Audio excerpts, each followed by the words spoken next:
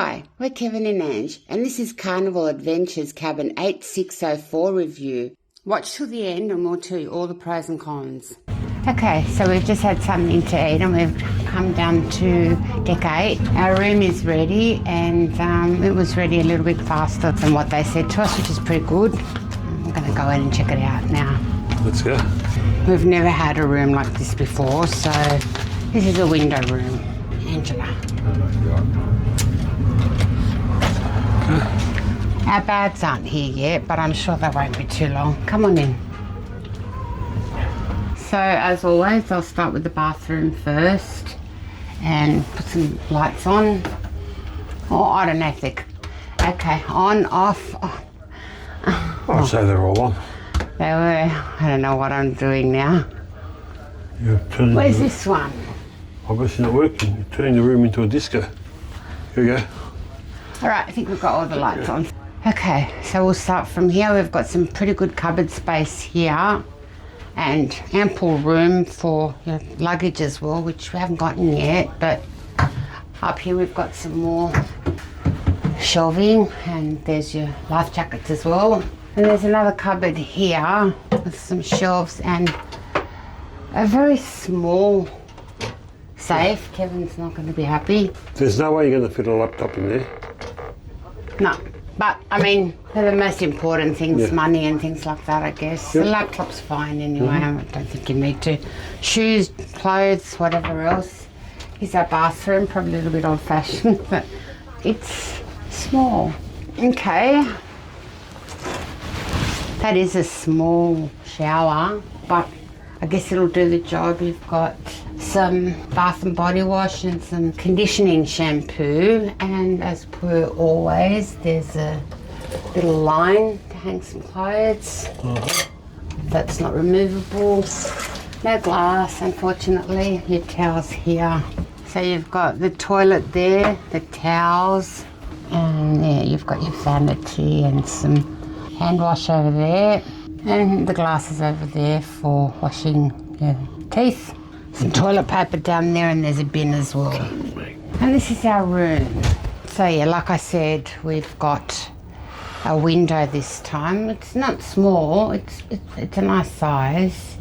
You've got your lights on either side and some controls for them here. Some power points there, and you've got more drawers here and a shelf. Bit disappointing in the PowerPoints though. Yeah, I don't think the other side has a PowerPoint, No, so all the doesn't. PowerPoints are there. So there's no USBs whatsoever. No, but you've got a phone and a very old-fashioned Hairdryer. hairdryer.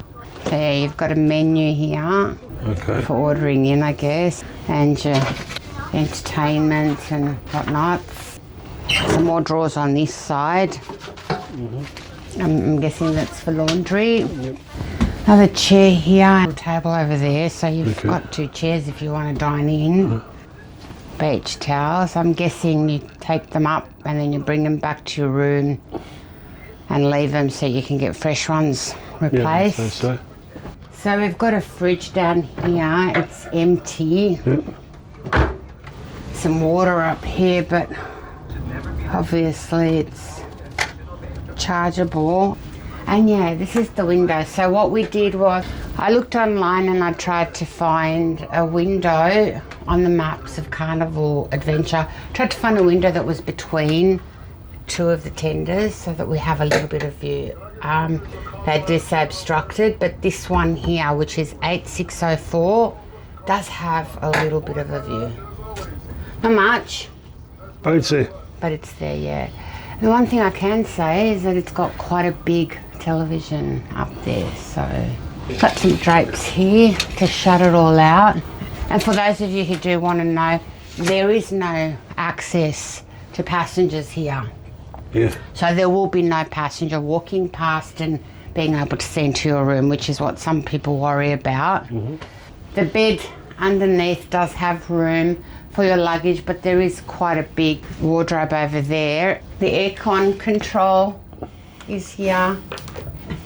Let me see, had the buttons. It Very different to our last cruise. MSC was very modern and very updated, but this is snoozing. So you put that on the door if you don't want to be disturbed, I guess.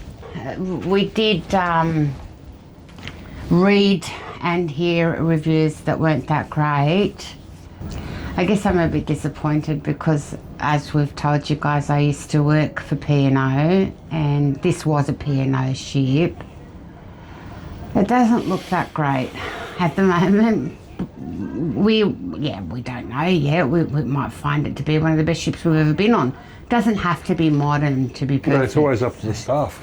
Yeah, I think the staff make a ship what it is. So I remember we went on Celebrity Infinity and it's one of the oldest ships. I think it is the oldest Celebrity ship and we loved it. So yeah, this is our room and that's it. The pros and the cons. Firstly, the pros.